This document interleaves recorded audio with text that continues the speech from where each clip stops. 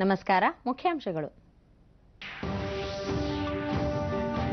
Harkat ul herb A ಇಸ್ಲಾಂ ಸಂಘಟನೆಗೆ ಸಂಬಂಧಿಸಿ ದೆಹಲಿ, ಉತ್ತರ ಪ್ರದೇಶದ 16 ಕಡೆ ರಾಷ್ಟ್ರೀಯ ತನಿಖಾ ಸಂಸ್ಥೆ ಶೋಧ. ಅತೃಪ್ತ ಶಾಸಕರ ಮನವೊಲಿಕೆಗೆ ರಾಜ್ಯ ಕಾಂಗ್ರೆಸ್ ಉಸ್ತುವಾರಿ ವೇಣುಗೋಪಾಲ್ ನೇತೃತ್ವದಲ್ಲಿ ಬೆಂಗಳೂರಿನಲ್ಲಿ ಸರಣಿ ಸಭೆ. ತುಮಕೂರಿನಲ್ಲಿಂದು ಸಕಲ ಸರ್ಕಾರಿ ಗೌರವಗಳೊಂದಿಗೆ ಪದ್ಮಶ್ರೀ ಪುರಸ್ಕೃತೆ ಸೂಲಗಿತ್ತಿ ನರಸಮ್ಮ ಅವರ ಪಾರ್ಥಿವ ಶರೀರದ ಅಂತ್ಯಕ್ರಿಯೆ. ಮೆಲ್ಬರ್ನ್ನಲ್ಲಿ 3ನೇ ಟೆಸ್ಟ್ ಕ್ರಿಕೆಟ್. ಪೂಜಾರ್, ಮಯಾಂಕ್ ಅರ್ಧ ಶತಕ, ಭಾರತಕ್ಕೆ ಉತ್ತಮ ಆರಂಭ. ವಾರ್ತೆಗಳ ವಿವರ. ಇಸ್ಲಾಮಿಕ್ ಸ್ಟೇಟ್ ಭಯೋತ್ಪಾದಕ ಸಂಘಟನೆ ಮಾದರಿಯಲ್ಲಿ ಹುಟ್ಟುಹಾಕಿರುವ ಹರ್ಕತ್ ಉಲ್ ಹರ್ಬ್ ಎ ಇಸ್ಲಾಂ ಸಂಘಟನೆಗೆ ಸಂಬಂಧಿಸಿ ರಾಷ್ಟ್ರೀಯ ತನಿಖಾ ದಳ ಎನ್ಐಎ ದೆಹಲಿ ಮತ್ತು ಉತ್ತರ ಪ್ರದೇಶದ 16 ಕಡೆ ದಾಳಿ ನಡೆಸಿದೆ. ಇಸ್ಲಾಮಿಕ್ ಸ್ಟೇಟ್ ಸಂಘಟನೆಯೊಂದಿಗೆ ಹೊಂದಿರುವ ನಂಟು ಹಾಗೂ ಈ ಜಾಲದಲ್ಲಿರುವವರ ಬಗ್ಗೆ ಮಾಹಿತಿ ಪಡೆಯಲು ಎನ್ಐಎ ಅಧಿಕಾರಿಗಳು ಶೋಧ ಕಾರ್ಯ ಮುಂದುವರೆಸಿದ್ದಾರೆ. ಇದಕ್ಕೆ ಸಂಬಂಧಿಸಿದಂತೆ 3 ವಶಕ್ಕೆ ಪಡೆಯಲಾಗಿದ್ದು ವಿಚಾರಣೆ ನಡೆಸಲಾಗುತ್ತಿದೆ.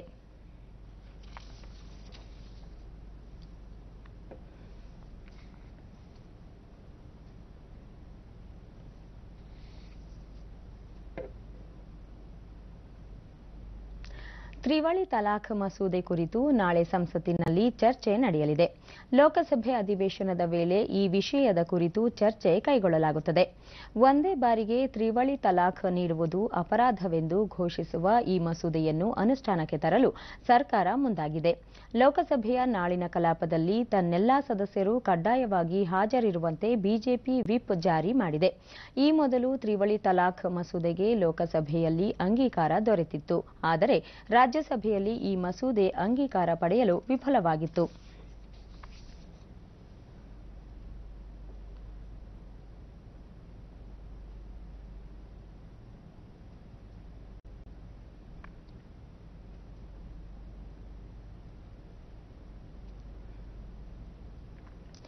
ಭಾರತೀಯ ರಿಸರ್ವ್ ಬ್ಯಾಂಕ್ ಆರ್ಬಿಐ ಶೀಘ್ರ 20 ರೂಪಾಯಿಗಳ ಹೊಸ ನೋಟು ಬಿಡುಗಡೆ ಮಾಡಲಿದೆ.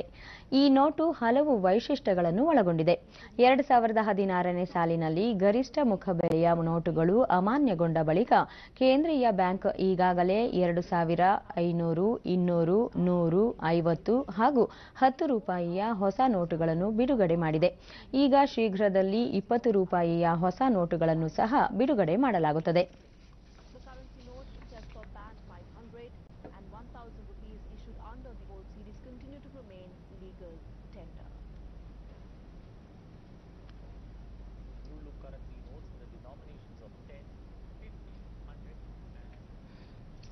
ಕಂಪನಿಗಳ ಸಾಮಾಜಿಕ ಜವಾಬ್ದಾರಿಗೆ ಭಾರತ ಕಳೆದ 4 ವರ್ಷಗಳಲ್ಲಿ ಹೊಸ ಆಯಾಮ ನೀಡಿದೆ ಎಂದು ಕೇಂದ್ರ ಹಣಕಾಸು ಸಚಿವ ಅರುಣ್ ಜೇಟ್ಲಿ ಹೇಳಿದ್ದಾರೆ. ದೆಹಲಿಯಲ್ಲಿ ನಿನ್ನೆ ಅಖಿಲ ಭಾರತೀಯ ವೈದ್ಯಕೀಯ ವಿಜ್ಞಾನ ಸಂಸ್ಥೆ ಏಮ್ಸ್ ಸಮಾರಂಭದಲ್ಲಿ ಅವರು ಸಾಮಾಜಿಕ ಹೊಣೆಗಾರಿಕೆಯಿಂದಾಗಿ ದೇಶದ ವಿವಿಧ ಸಾಮಾಜಿಕ ವಲಯಗಳಿಗೆ ಹೆಚ್ಚಿನ ನೆರವು ದೊರೆತಿದೆ ಎಂದರು. ಮುಂದುವರಿದ ದೇಶಗಳಲ್ಲಿ ಆಸ್ಪತ್ರೆಗಳು ಮತ್ತು ಶೈಕ್ಷಣಿಕ ಸಂಸ್ಥೆಗಳಿಗೆ ಹೆಚ್ಚಿನ ಹಣಕಾಸು ನೆರವು ದೊರೆಯುತ್ತಿದ್ದು, ಭಾರತದ ಆರೋಗ್ಯ ವಲಯ ಮತ್ತು ಶೈಕ್ಷಣಿಕ ಸಂಸ್ಥೆಗಳಿಗೂ ಇಂತಹ ಮೂಲಗಳ ಕುರಿತು ವಿಶ್ಲೇಷಣೆ ಅಗತ್ಯವಿದೆ ಎಂದರು. ಸಂಸ್ಥೆಯ ಹಳೆ ವಿದ್ಯಾರ್ಥಿಗಳು ಜೀವನದಲ್ಲಿ ಯಶಸ್ಸು ಗಳಿಸಿದ ನಂತರ ತಾವು ಕಲಿತ ಸಂಸ್ಥೆಗೆ ನೆರವು ನೀಡುವುದರಿಂದ ಸಂಸ್ಥೆಗಳ ಅಭಿವೃದ್ಧಿ ಸಾಧ್ಯವಾಗಿದೆ. ಈ ಪ್ರಯತ್ನ ಭಾರತದಲ್ಲೂ ನಡೆದಿದೆಯಾದರೂ ವ್ಯಾಪಕವಾಗಿಲ್ಲ.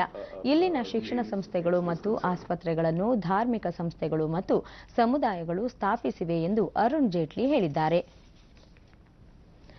ಮುಖ್ಯಮಂತ್ರಿ ಎಚ್.ಡಿ. ಕುಮಾರಸ್ವಾಮಿ ಇಂದಿನಿಂದ 2 ದಿನ ದೆಹಲಿ ಪ್ರವಾಸ ಕೈಗೊಳ್ಳಲಿದ್ದಾರೆ.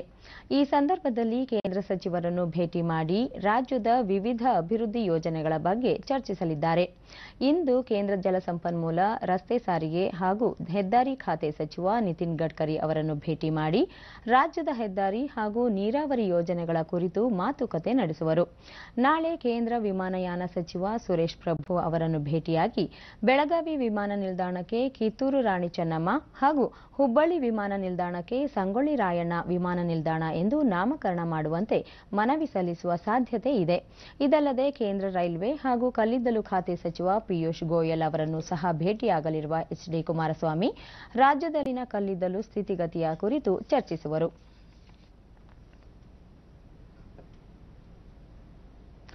ಇತ್ತೀಚಿನ ಸಚಿವ ಸಂಪುಟ ವಿಸ್ತರಣೆ ನಂತರ ಸಚಿವ ಸ್ಥಾನ ಆಕಾಂಕ್ಷಿಗಳ ಅತೃಪ್ತಿ ಶಮನಗೊಳಿಸಲು ರಾಜ್ಯ ಕಾಂಗ್ರೆಸ್ ಉಸ್ತುವಾರಿ ಕೆಸಿ ವೇಣುಗೋಪಾಲ್ ಬಿಕ್ಕಟ್ಟು ಬಗೆಹರಿಸಲು ಹಿರಿಯ ನಾಯಕರೊಂದಿಗೆ ಸರಣಿ ಸಭೆಯನ್ನು ನಡೆಸುತ್ತಿದ್ದಾರೆ. ಕೆಪಿಸಿಸಿ ಅಧ್ಯಕ್ಷ ದಿನೇಶ್ ಗುಂಡೂರಾವ್, ಜಲಸಂಪನ್ಮೂಲ ಸಚಿವ ಡಿಕೆ ಶಿವಕುಮಾರ್ ಮತ್ತು ಇತರ ನಾಯಕರೊಂದಿಗೆ ವೇಣುಗೋಪಾಲ್ ಬೆಳವಣಿಗೆಗಳ ಬಗ್ಗೆ ಚರ್ಚಿಸಿದ್ದಾರೆ. ಇತ್ತೀಚಿನ ಸಚಿವ ಸಂಪುಟ ವಿಸ್ತರಣೆಯಲ್ಲಿ ಸಚಿವ ಸ್ಥಾನ ವಂಚಿತ ಪಕ್ಷದ ಹಿರಿಯ ಶಾಸಕರ ಅತೃಪ್ತಿ ಹಾಗೂ ನೂತನ ಸಚಿವರಿಗೆ ಖಾತೆ ಹಂಚಿಕೆ ಕುರಿತಂತೆ ವೇಣುಗೋಪಾಲ್ ಅವರು ಸಭೆ ನಡೆಸಿ ಪರಿಸ್ಥಿತಿಯನ್ನು ಪರಾಮರ್ಶೆ ಮಾಡಿದ್ದಾರೆಂದು ಪಕ್ಷದ ಮೂಲಗಳನ್ನು ಉಲ್ಲೇಖಿಸಿ ಸುದ್ದಿ ಸಂಸ್ಥೆಯೊಂದು ವರದಿ ಮಾಡಿದೆ. ಸಭೆಯಲ್ಲಿ ನೂತನ ಸಚಿವ ಸತೀಶ್ ಜಾರಕಿಹೊಳಿ ಸಹ ಪಾಲ್ಗೊಂಡಿದ್ದರು.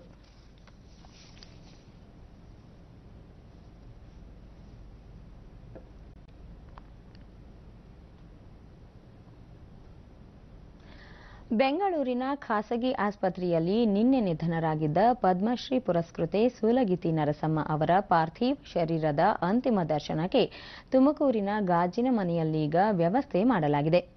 ಬೆಳಗ್ಗೆಯಿಂದ ಮಧ್ಯಾಹ್ನದವರೆಗೆ ಸಾರ್ವಜನಿಕರ ದರ್ಶನಕ್ಕೆ ಅವಕಾಶ ಮಾಡಿಕೊಡಲಾಗಿದೆ. ತುಮಕೂರು ಶಾಸಕ ಜಿಬಿ ಜ್ಯೋತಿ ಗಣೇಶ್, ಕೊರಟಗೆರೆ ತಾಲೂಕಿನ ಕುಂಚಟಿಗ ಮಠದ ಹನುಮಂತನಾಥ ಸ್ವಾಮಿ, ಜಿಲ್ಲಾ ಪಂಚಾಯತ್ ಅಧ್ಯಕ್ಷೆ ಲತಾ ರವಿಕುಮಾರ್ ಸೇರಿದಂತೆ ಅನೇಕರು ಪಾರ್ಥಿವ ಶರೀರದ ಅಂತಿಮ ದರ್ಶನ ಪಡೆಯುತ್ತಿದ್ದಾರೆ. ಅಪರಾಹ್ನ ಸೂಲಗಿತ್ತಿ ನರಸಮ್ಮ ಅವರ ಪಾರ್ಥಿವ ಶರೀರದ ಅಂತ್ಯಕ್ರಿಯೆ ಸಕಲ ಸರ್ಕಾರಿ ಗೌರವಗಳೊಂದಿಗೆ ನೆರವೇರಲಿದೆ.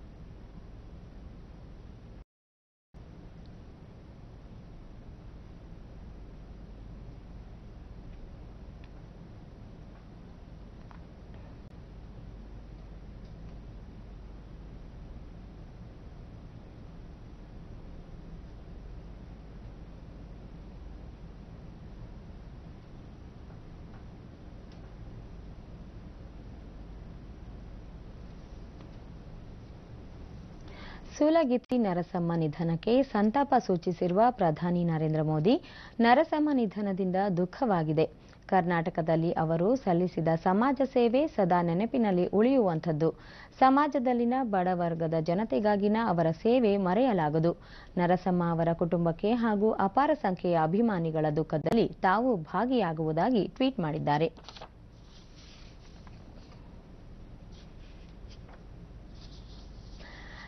ಎಲ್ಲರಿಗೂ ವೈದ್ಯಕೀಯ ಚಿಕಿತ್ಸೆ ಲಭಿಸುವಂತಾಗಬೇಕು ಎಂಬ ಉದ್ದೇಶದಿಂದ ಜಾರಿಯಾದ ಆಯುಷ್ಮಾನ್ ಭಾರತ್ ಯೋಜನೆ ಆಯಾ ರಾಜ್ಯ ಸರ್ಕಾರದ ಯೋಜನೆಯೊಂದಿಗೆ ವಿಲೀನವಾಗಿದೆ. ರಾಜ್ಯ ಸರ್ಕಾರದ ಕರ್ನಾಟಕ ಆರೋಗ್ಯ ಯೋಜನೆಯೊಂದಿಗೆ ವಿಲೀನವಾಗಿರುವ ಆಯುಷ್ಮಾನ್ ಯೋಜನೆ ಹುಬ್ಬಳ್ಳಿಯಲ್ಲಿ ಯಶಸ್ವಿಯಾಗಿ ಅನುಷ್ಠಾನವಾಗಿದೆ.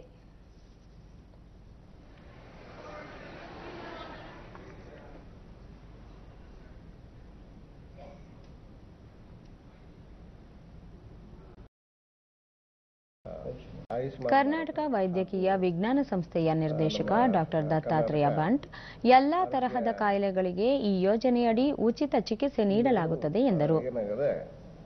ಸೇರಿಸಿ ಈಗ ನಮ್ಮ ಕರ್ನಾಟಕದಲ್ಲಿ ಈ ಒಂದು ಕಾರ್ಡನ್ನು ಸ್ಟಾರ್ಟ್ ಮಾಡಿದ್ದಾರೆ. ಈ ಯೋಜನೆಯಲ್ಲಿ ಮುಖ್ಯವಾಗಿ ಎಲ್ಲ ಸ್ತರದ ಕಾಯಿಲೆಗಳಿಗೆ ಬೇರೆ ಬೇರೆ ಪ್ರಮಾಣದಲ್ಲಿ ಟ್ರೀಟ್ಮೆಂಟನ್ನು ಅದಕ್ಕೆ ಈ ಕಾಯಿಲೆಗೆ ಅನುಗುಣವಾಗಿ ಕೊಡುವಂತಹ ಒಂದು ಮುಖ್ಯವಾಗಿ ಫ್ರೀಯಾಗಿ ಕೊಡುವಂತಹ ಒಂದು ಕಾರ್ಯಕ್ರಮ ಇದು. ಫಲಾನುಭವಿ ಚಂದ್ರು, ಈ ಯೋಜನೆಯಡಿ ಚಿಕಿತ್ಸಾ ವೆಚ್ಚ 60,000 ರೂಪಾಯಿ ಮಂಜೂರಾಗಿದ್ದು ಬಡವರಾದ ತಮಗೆ ಇದರಿಂದ ಅನುಕೂಲವಾಗಿದೆ ಎಂದರು.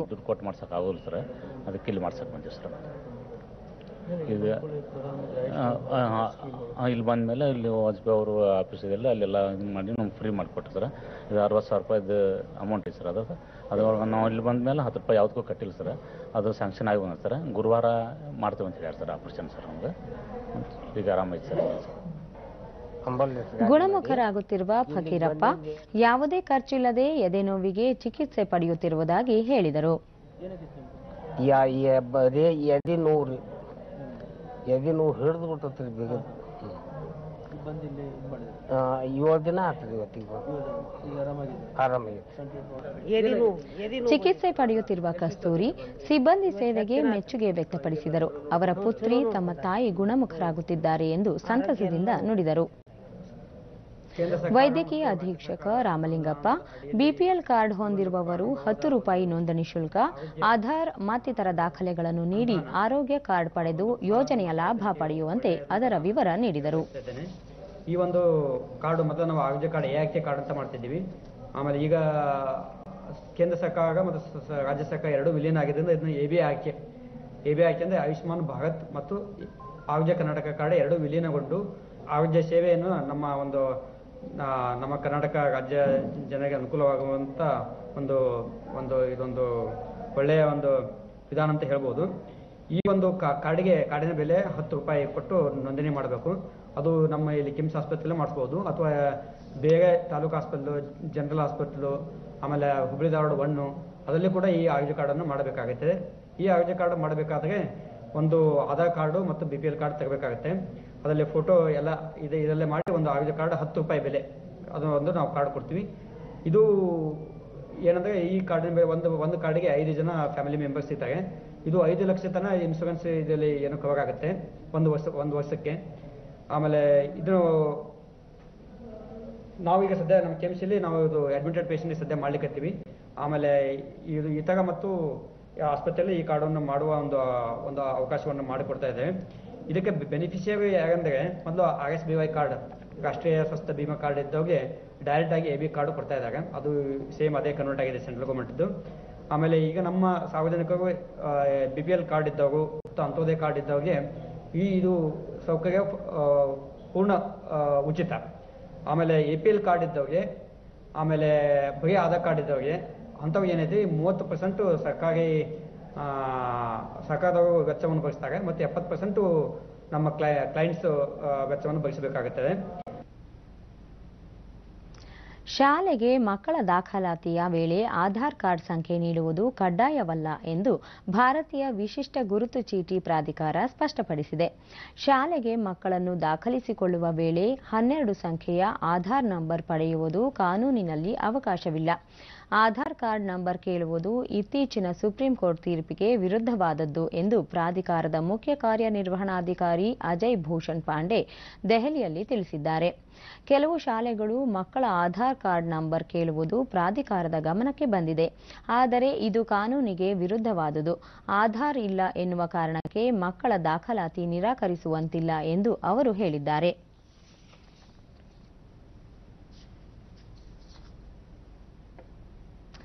ಶಿವಮೊಗ್ಗ ನಗರದ ಮೆಗ್ಗಾನ್ ಆಸ್ಪತ್ರೆ ರಾಷ್ಟ್ರೀಯ ಆರೋಗ್ಯ ಅಭಿಯಾನ ಯೋಜನೆಯಡಿ ಅಪೌಷ್ಟಿಕತೆಯಿಂದ ಬಳಲುತ್ತಿರುವ ಮಕ್ಕಳಿಗಾಗಿ ಪೌಷ್ಟಿಕ ಪುನರ್ವಸತಿ ಕೇಂದ್ರ ಆರಂಭಿಸಿದೆ. ಈ ಕೇಂದ್ರದಲ್ಲಿ ಅಪೌಷ್ಟಿಕ ಮಕ್ಕಳಿಗಾಗಿ 20 ವಿಶೇಷ ಹಾಸಿಗೆಗಳನ್ನು ಅಳವಡಿಸಲಾಗಿದ್ದು 14 ದಿನಗಳ ಕಾಲ ಚಿಕಿತ್ಸೆ ಹಾಗೂ ಪೌಷ್ಟಿಕ ಆಹಾರ ನೀಡಲಾಗುತ್ತದೆ. ಮಕ್ಕಳ ಜೊತೆಗಿರುವ ಓರ್ವ ಪೋಷಕರಿಗೆ ಕೂಡ ದಿನಕ್ಕೆ 236 ರೂಪಾಯಿ ನೀಡಲಾಗುತ್ತದೆ.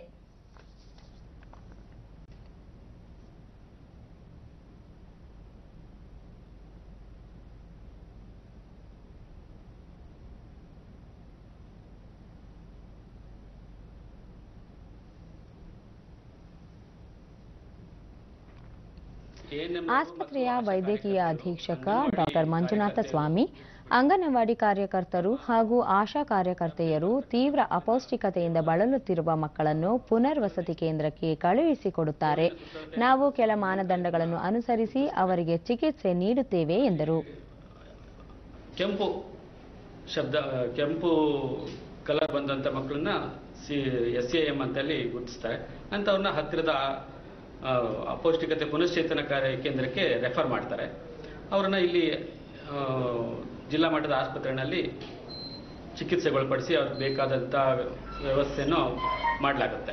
ಪ್ರಾಥಮಿಕ ಆರೋಗ್ಯ ಕೇಂದ್ರಗಳಿಗೆ ಭದ್ರಾವತಿಯ ವೈದ್ಯಾಧಿಕಾರಿ ಡಾಕ್ಟರ್ ಅಚ್ಯುತ್ ಗ್ರಾಮೀಣ ಪ್ರದೇಶ ಹಾಗೂ ನಗರದ ಕೊಳಚೆ ಪ್ರದೇಶಗಳಲ್ಲಿ ಅಪೌಷ್ಟಿಕತೆಯಿಂದ ಬಳಲುತ್ತಿರುವ ಮಕ್ಕಳನ್ನು ಮೊದಲು ಪ್ರಾಥಮಿಕ ಆರೋಗ್ಯ ಕೇಂದ್ರಕ್ಕೆ ಕಳುಹಿಸಿಕೊಡಲಾಗುತ್ತದೆ. ಅಲ್ಲಿನ ವೈದ್ಯರು ತೀವ್ರ ಅಪೌಷ್ಟಿಕ ಮಕ್ಕಳನ್ನು ಗುರುತಿಸಿ ಮೆಗ್ಗಾನ್ ಆಸ್ಪತ್ರೆಗೆ ಕಳುಹಿಸುತ್ತಾರೆ ಎಂದರು. ಕೆಲಸ ಮಾಡ್ತಾ ಇದ್ದೇವೆ. ಭಾರತ ಸರ್ಕಾರದಿಂದ ಕೇಂದ್ರದ ಸಿಬ್ಬಂದಿ ರಾಜೇಶ್ವರಿ ಇಲ್ಲಿ ಮಕ್ಕಳಿಗೆ ಕಿಚಡಿ, ಗಂಜಿ, ಮೊಟ್ಟೆ, ಹಾಲು ಮತ್ತಿತರರ ಪೌಷ್ಟಿಕ ಆಹಾರ ನೀಡಲಾಗುತ್ತದೆ. ವಿಶೇಷವಾಗಿ ರಾಗಿ ಮುದ್ದೆಯನ್ನು ಕೂಡ ನೀಡುತ್ತೇವೆ ಎಂದರು. ಮೊಟ್ಟೆ ಎಲ್ಲ ಕೊಡ್ತಾ ಇದ್ದೀವಿ. ಇಲ್ಲಿ ಕಿಚಡಿ ಮಧ್ಯಾಹ್ನ, ಬೆಳಗ್ಗೆ, ಸಾಯಂಕಾಲ 3 ಟೈಮು ಕೊಡ್ತಾ ಇದ್ದೀವಿ. ಫಲಾನುಭವಿ ವಿನೋದ, ನಮ್ಮ ಮಗು ಅಪೌಷ್ಟಿಕವಾಗಿದ್ದು ಆಸ್ಪತ್ರೆಯಲ್ಲಿ ಉತ್ತಮ ಚಿಕಿತ್ಸೆ, ಆಹಾರ ನೀಡುತ್ತಿದ್ದಾರೆ ಎಂದರು. ENT ಡಾಕ್ಟರ್ ಹತ್ರ ಕನ್ಸಲ್ಟ್ ಮಾಡಕ್ಕೆ ಹೇಳಿದ್ದಾರೆ. ಭಾರತ ಸರ್ಕಾರದ ಯೋಜನೆಯಲ್ಲಿ ಮಗುನ ಚೆನ್ನಾಗಿ ಟ್ರೀಟ್ಮೆಂಟ್ ಮಾಡ್ತಿದ್ದಾರೆ. ಇನ್ನೋರ್ವ ಫಲಾನುಭವಿ ಉಷಾ, ನನ್ನ ಮಗುವಿಗೆ ಕಿವಿ ಸೋರುವ ಸಮಸ್ಯೆ ಇತ್ತು. ಪುನರ್ವಸತಿ ಕೇಂದ್ರದಲ್ಲಿ ಮಗುವಿಗೆ ಚಿಕಿತ್ಸೆ ನೀಡಿದ್ದಾರೆ ಎಂದರು. ಉಡುಪಿಯಲ್ಲಿ ರಾಷ್ಟ್ರಕವಿ ಕುವೆಂಪು ಜನ್ಮದಿನದ ಅಂಗವಾಗಿ ಕನ್ನಡ ಮತ್ತು ಸಂಸ್ಕೃತಿ ಇಲಾಖೆ ಏರ್ಪಡಿಸಿರುವ 18ನೇ ಕುವೆಂಪು ನಾಟಕೋತ್ಸವಕ್ಕೆ ನಿನ್ನೆ ಕುಂದಾಪುರದ ಭಂಡಾರ್ಕರ್ಸ್ ಕಾಲೇಜಿನಲ್ಲಿ ಚಾಲನೆ ದೊರೆಯಿತು.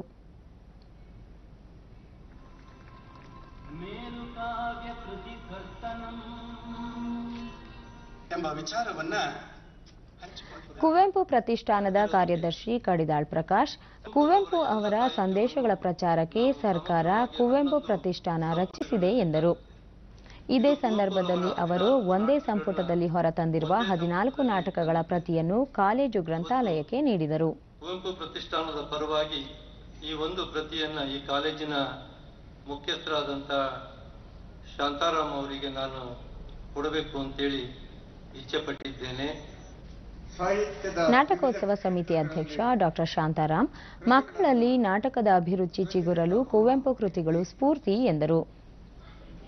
ಮಲೆನಾಡಿನಲ್ಲಿ ಹುಟ್ಟಿ ಬೆಳೆದ ನನಗೆ ಅವರ ಕೃತಿಗಳನ್ನು ಓದಿದಾಗ ನಾನು ಓಡಾಡಿದ ಪ್ರದೇಶಗಳ ಒಂದು ಚಿತ್ರಣ ಇವತ್ತಿಗೂ ಕಣ್ಣಿ ಕಟ್ಟಿತು. ಗೀತ ನಾಟಕ ಸೇರಿದಂತೆ ವಿವಿಧ ಸಾಂಸ್ಕೃತಿಕ ಕಾರ್ಯಕ್ರಮಗಳು ನಡೆದವು. ನಾಟಕೋತ್ಸವ ಇದೇ 29ರವರೆಗೆ ನಡೆಯಲಿದೆ.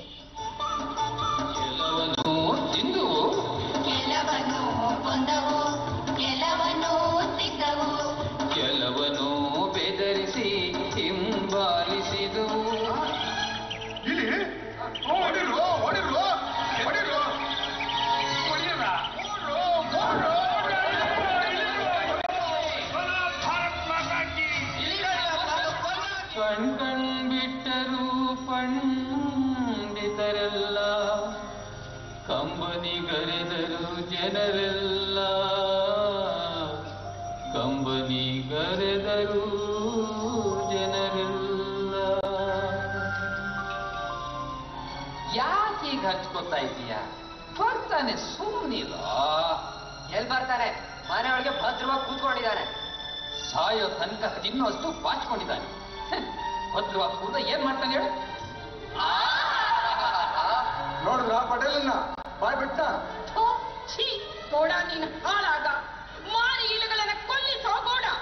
ತೆರಿಗೆ ಮಾತ್ರ ಒಂದು ಕಾಸು ಬಿಡದೆ ಉಸುಲು ಮಾಡ್ತೀಯ. ನಿನ್ ರುಮಾಲಿನ ಜರಿ ಹಾಳಾಗ, ನಿನ್ನ ಗಂಟ್ಲು ಕಟ್ಟೋಗ. ಇಲಿಗಳಿಂದ ಆಗ್ತಾ ಇರೋ ಹಿಂಸೆ ಸಹಿಸೋದಕ್ಕಾಗ್ತಾ ಇಲ್ಲ. ಮೊದಲು ಕೊಲ್ಲಿಸು, ಇಲ್ದಿದ್ರೆ ನಿನ್ನ ಮನೆಗೆ ಬೆಂಕಿ ಇಡ್ತೀವಿ. ಅಕ್ರಮ ಹಣ ವರ್ಗಾವಣೆ ಪ್ರಕರಣದಲ್ಲಿ ಪಲಾಯನಗೊಂಡಿರುವ ವಿಜಯ್ ಮಲ್ಯನನ್ನು ಆರ್ಥಿಕ ಅಪರಾಧಿ ಎಂದು ಪರಿಗಣಿಸಬೇಕೆಂಬ ಜಾರಿ ನಿರ್ದೇಶನಾಲಯ ಅರ್ಜಿಯ ವಿಚಾರಣೆ ನಡೆಸಿರುವ ವಿಶೇಷ ನ್ಯಾಯಾಲಯ ತನ್ನ ತೀರ್ಪನ್ನು ಮುಂದಿನ ತಿಂಗಳ 5ಕ್ಕೆ ಮುಂದೂಡಿದೆ. ಆರ್ಥಿಕ ಅಪರಾಧಿ ಎಂದು ಘೋಷಿಸಿ ಅವರ ಆಸ್ತಿ ಮುಟ್ಟುಗೋಲು ಹಾಕಿಕೊಳ್ಳಲು ಕೋರಿ ಮಲ್ಯ ವಿರುದ್ಧ ಜಾರಿ ನಿರ್ದೇಶನಾಲಯ ಅಕ್ರಮ ಹಣ ವರ್ಗಾವಣೆ ವಿಶೇಷ ನ್ಯಾಯಾಲಯದಲ್ಲಿ ಪ್ರಕರಣ ದಾಖಲಿಸಿತ್ತು. ವಿಶೇಷ ನ್ಯಾಯಾಲಯದ ನ್ಯಾಯಾಧೀಶರು ಆದೇಶ ಸಿದ್ಧಪಡಿಸಿಲ್ಲವಾದ್ದರಿಂದ ಈ ಮುಂದೂಡಿಕೆ ಮಾಡಲಾಗಿದೆ.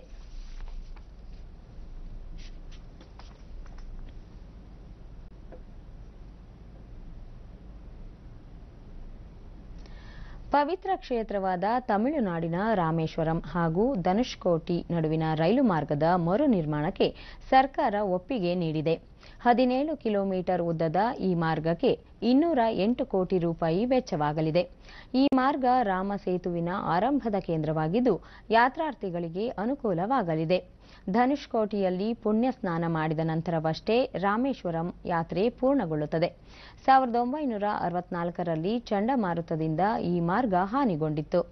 ಸಮುದ್ರದಲ್ಲಿ ಹಾದು ಹೋಗುವ ಪಂಬನ್ ಸೇತುವೆಯ ಬ್ರಾಡ್ಗೇಜ್ ಕಾಮಗಾರಿಯನ್ನು 249 ಕೋಟಿ ರೂಪಾಯಿ ವೆಚ್ಚದಲ್ಲಿ ಕೈಗೆತ್ತಿಕೊಳ್ಳಲು ಸರ್ಕಾರ ನಿರ್ಧರಿಸಿದೆ. ಕೆಲ ತಿಂಗಳ ಹಿಂದೆ ಈ ಮಾರ್ಗವನ್ನು ಸ್ಥಗಿತಗೊಳಿಸಲಾಗಿತ್ತು. ಮುಂದಿನ ವರ್ಷದ ಏಪ್ರಿಲ್ 1ರಿಂದ 3 ವರ್ಷಗಳ ಒಳಗೆ ದೇಶದ ಎಲ್ಲ ವಿದ್ಯುತ್ ಮೀಟರ್ಗಳನ್ನು ಸ್ಮಾರ್ಟ್ ಪ್ರೀಪೇಡ್ ಮೀಟರ್ಗಳಾಗಿ ಬದಲಾಯಿಸಲು ಕೇಂದ್ರ ಇಂಧನ ಸಚಿವಾಲಯ ನಿರ್ಧರಿಸಿದೆ. ಪ್ರೀಪೇಡ್ ಮೀಟರ್ಗಳ ಅಳವಡಿಕೆಯಿಂದ ವಿದ್ಯುತ್ ಸೋರಿಕೆ ಕಡಿಮೆಯಾಗಿ ವಿದ್ಯುತ್ ವಿತರಣಾ ಕಂಪನಿಗಳು ಸದೃಢಗೊಳ್ಳಲಿವೆ. ಅಲ್ಲದೆ ಪೇಪರ್ ಬಿಲ್ ರಹಿತ ಪಾವತಿ ಮತ್ತು ವಿದ್ಯುತ್ ಕ್ಷಮತೆ ಸಾಧ್ಯವಾಗಲಿದ್ದು ಇಂಧನ ವಲಯದಲ್ಲಿ ಕ್ರಾಂತಿ ತರುವ ವಿಶ್ವಾಸವಿದೆ ಎಂದು ಅಧಿಕೃತ ಪ್ರಕಟಣೆ ಹೇಳಿದೆ.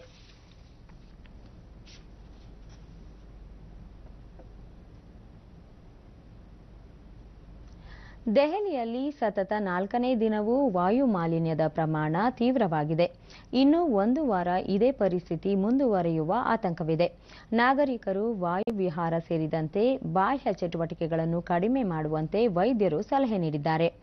ತಾಪಮಾನದ ಇಳಿಕೆ ಜೊತೆಗೆ ಕಡಿಮೆ ವೇಗದಲ್ಲಿ ಗಾಳಿ ಬೀಸುತ್ತಿದ್ದು ಮಾಲಿನ್ಯದ ತೀವ್ರತೆ ಹೆಚ್ಚಾಗಿದೆ ಎಂದು ಹವಾಮಾನ ಇಲಾಖೆ ತಿಳಿಸಿದೆ.